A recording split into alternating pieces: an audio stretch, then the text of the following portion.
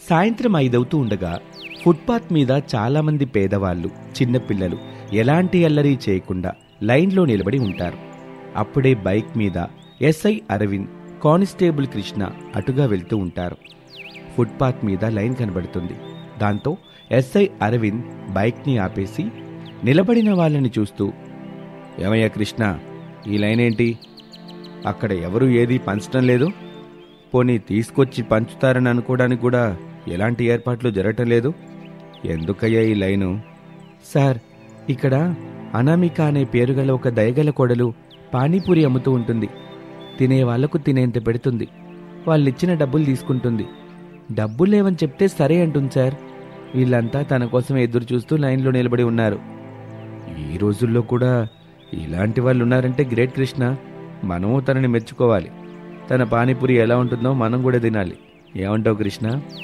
Yes అంటాను sir అని చెప్పి రోడ్డు పక్కన బైక్ పెట్టి ఎస్ఐ అరవింద్, కానిస్టేబుల్ కృష్ణ పానీపూరి పెట్టే దయగల కోడలు అనామిక కోసం చూస్తూ ఉంటారు. కొంత సమయం తర్వాత అనామిక పానీపూరి బండిని తోలుకుంటూ అక్కడికొస్తుంది. అందరూ సంతోషంగా అనామికాని చూసి దండాలు పెడుతూ ఉంటారు. అందరికీ నమస్తే. అందరూ బాగున్నారు కదా? ముందుగా నన్ను అందరూ ఆలస్యం చేసినందుకు మన్నించాలి. మీరు భలేవారమ్మా. దయగల మనసున్న మీరు మమ్మల్ని మన్నించమని అడగడం ఏమిటి? అలాంటి మాటలు మాట్లాడకండి. అవునమ్మగారు, మీరు చాలా గొప్పారు. మంచి మనసున్నాళ్ళు. మాలాంటి పేదవాళ్ళ మీద ఎంతో దయతో ఉన్నారు. అది చాలు. సరే, మరొక 10 నిమిషాలు వెయిట్ చేయండి. అందరికీ వేడి వేడి పానీపూరితో పాటు కట్లెట్స్ కూడా చేసి పెడతాను అని చెప్పగానే అందరూ సంతోషపడతారు. అనామిక అందరి కోసం పానీపూరి, కట్లెట్స్ రెడీ చేస్తూ ఉంటుంది. ఇంటి దగ్గర బెడ్రూమ్లో అరగంట నుంచి అత్తగారు శారద బెల్ట్ తీసుకుని తనను తాను గట్టిగా కొట్టుకుంటూ ఉంటుంది. బెడ్ మీద కూర్చున్న భర్త ప్రసాద్ సినిమా చూస్తున్నట్టు చూస్తూ ఉంటాడు. దాంతో శారదకి మరింత కోపం వస్తుంది. ఒక్క బెల్ట్ దెబ్బ ప్రసాద్కి కూడా తగిలిస్తుంది. ఆ మంటకు ప్రసాద్కి కోపం వస్తుంది. వెంటనే కోపంగా, ఏయ్ శారదా, నీకు పట్టిన పిచ్చి బోడా కట్ట కొట్టుకుంటున్నావు. నాకెట్టాంటి పిచ్చి లేదు. మరి నన్నెందుకు కొడుతున్నావు? కోడల దగ్గరికి వెళ్ళి నేను చెప్పినట్టు అడగండి. నేను అడగను శారదా. అయినా కోడలు ఇప్పుడు ఫుల్ బిజీగా ఉంటుంది. చూస్తుంది తప్ప మాట్లాడదు. అలాంటి మాటలు నాకు చెప్పొద్దండి. రోజు రోజుకి పానీపూరి అమ్మి కోడల అనామిక చిల్లర డబ్బులు తీసుకొస్తుంది కదా. వెళ్ళండి, మంచిదే కదా. మంచిదే కదా శారదా. పనిలే నీకు ఆ చిల్లర కౌంట్ చేసే పని ఉంటుంది. అయ్యో, నా బాధ ఎలా చెప్తే మీకు అర్థమవుతుందో నాకు అర్థం కావడం లేదు. పానీపూరి కోసం కోడలు పెడుతున్న పెట్టుబడి ఎక్కువ, కష్టపడి తీసుకొస్తున్న రాబడేమో తక్కువగా ఉంది. అవునా? అయ్యో పాపం. కోడలి పానీపూరి వ్యాపారం సరిగ్గా సాగుతున్నట్టు లేదనుకుంటాను. అందుకే చిల్లర డబ్బులు తీసుకొస్తున్నట్టుంది. మీరు చెప్పినట్టుగా బిజినెస్ అవడం లేదంటే పానీపూరి, కట్లీసు, మిర్చి వాటర్ ఇవన్నీ మిగలాలి కదా. వెళ్ళేటప్పుడు నిండుగా తీసుకెళ్తుంది. ఇంటికి తిరిగి వచ్చేటప్పుడు మాత్రం అన్ని ఖాళీగా తీసుకొస్తుంది. డబ్బులని అడిగితే చిల్లర డబ్బులు తీసుకొచ్చి నా చేతిలో పెడుతుంది. అసలు ఏం జరుగుతుందో నాకు అర్థం కావట్లేదు. ఇంతకీ నీ ఉద్దేశం ఏంటి శారదా? పానీపూరి కోడలో మనకి డబ్బులు ఇవ్వకుండా దాచిపెట్టుకుంటుందని నా అనుమానమండి. అలా ఏమీ అయ్యుండదులే శారదా. అదే అయ్యి ఉంటుంది. ఓ పని చేద్దాం. బజారుకి వెళ్తున్నట్టుగా వెళ్ళి కోడల పానీపూరి దగ్గరికి వెళ్దాం. అప్పుడు మనకి కోడల పానీపూరి బిజినెస్ ఎలా నడుస్తుందో మనకి తెలుస్తుందిగా. అసలు వాస్తవాలేంటో ఈ దెబ్బతో తేలిపోతాయి. ఏమంటారు? సరే పద. నీ సరదా నేనెందుకు కాదంటాను అని శారదా ప్రసాదులు మాట్లాడుకొని ఇంటి నుంచి బయలుదేరతారు.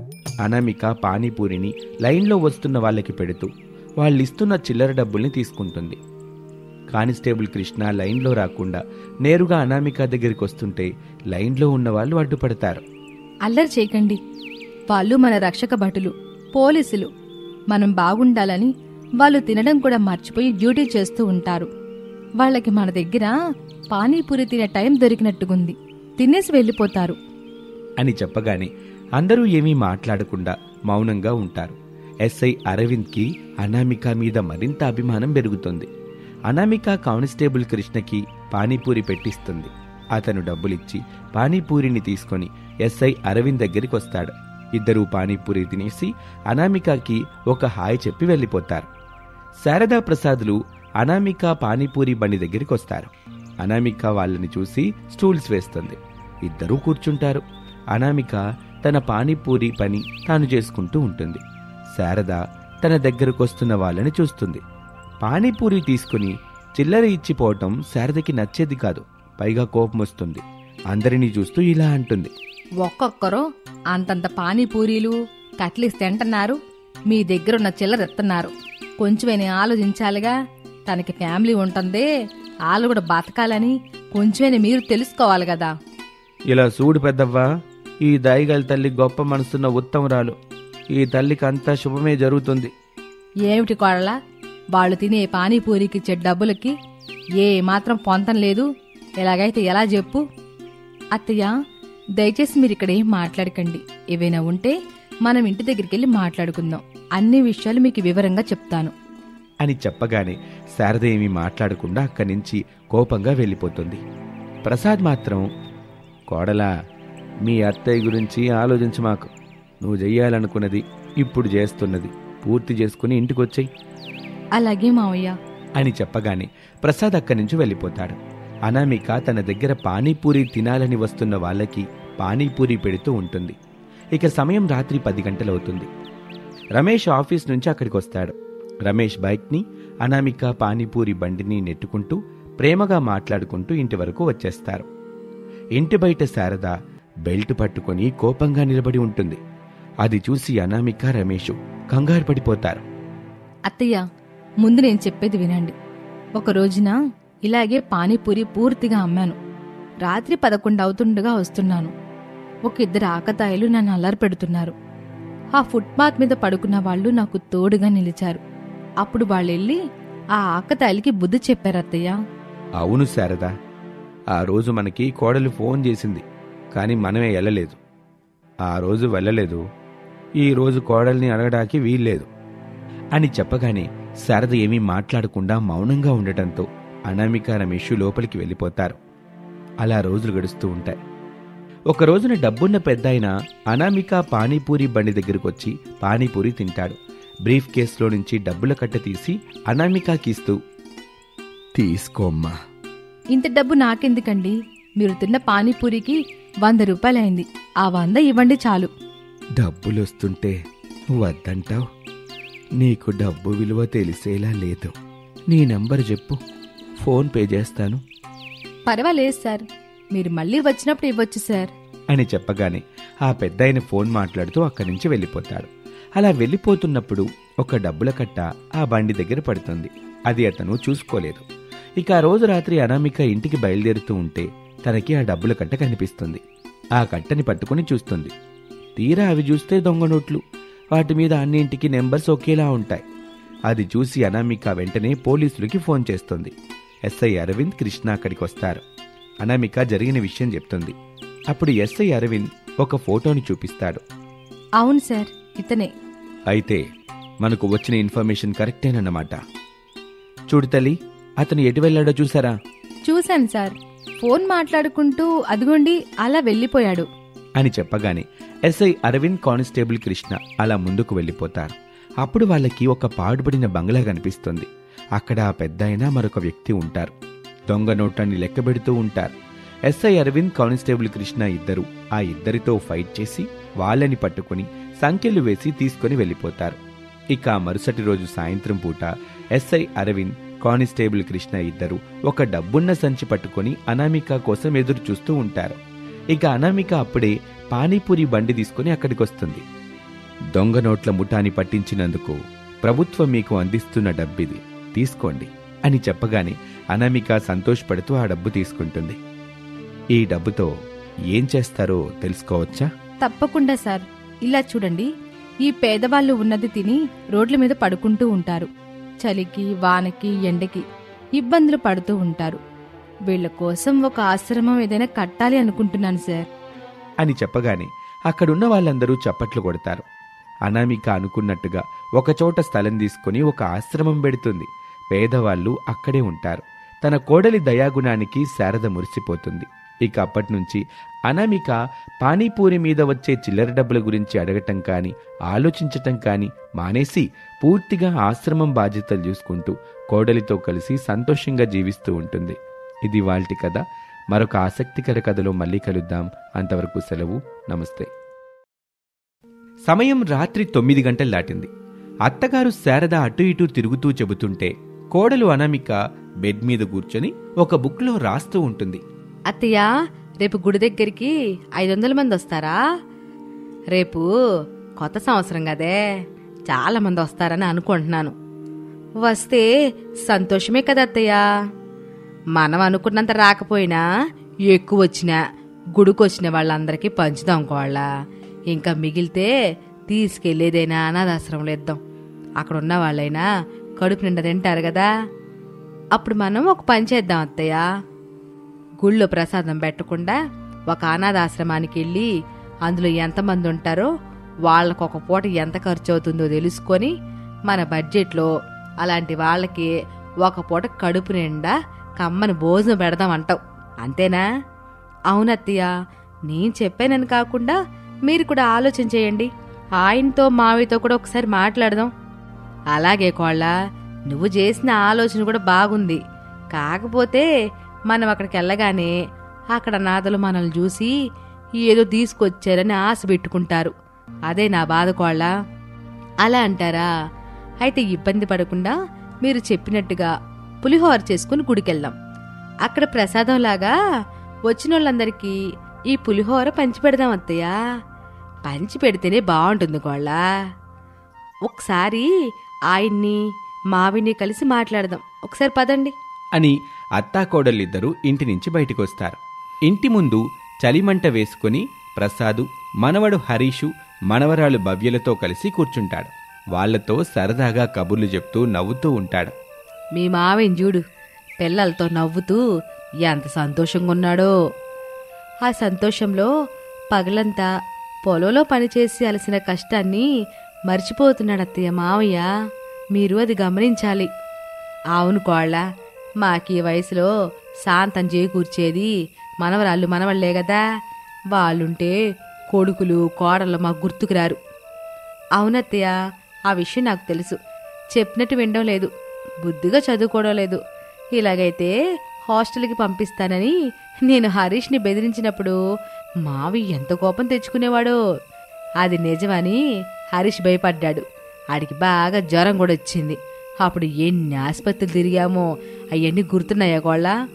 అవన్నీ ఎలా మర్చిపోతాం అత్తయ్య అని అనామిక చెబుతూ ఇక అప్పుడే సరిగ్గా రమేష్ బైక్ మీద ఇంటికి వస్తాడు. అత్తాకోడలిద్దరూ సంతోషపడతారు రమేష్ని చూసి. కోళ్ళ, అబ్బాయి వచ్చాడు. స్నానానికి ఏ నీళ్ళు పెట్టు, అలాగే తినడానికి వేడివేడిగా దనజే. సరే అత్తయ్య అని చెప్పి అనామిక అక్కడి నుంచి వెళ్ళిపోతుంది. శారద ప్రసాదున్న చలిమంట దగ్గరికొచ్చి వాళ్ళతో పాటు కూర్చుంటుంది. రమేష్ వాళ్ళ దగ్గరికి వస్తాడు. బాబు రమేష్, మెకానిక్ షాపులో బాగా పనిచేసి అలసిపోయి ఉంటావు. అనామిక వేడి నీళ్ళు పెడతదే, వెళ్ళి స్నానం చేసుకో బాబు. ఈలోగా కోళ్ళో తినటానికి ఏమైనా వేడివేడిగా చేస్తుంది. సరేగానమ్మా, మీరంతా తిన్నారా? తిన్నాం బాబు.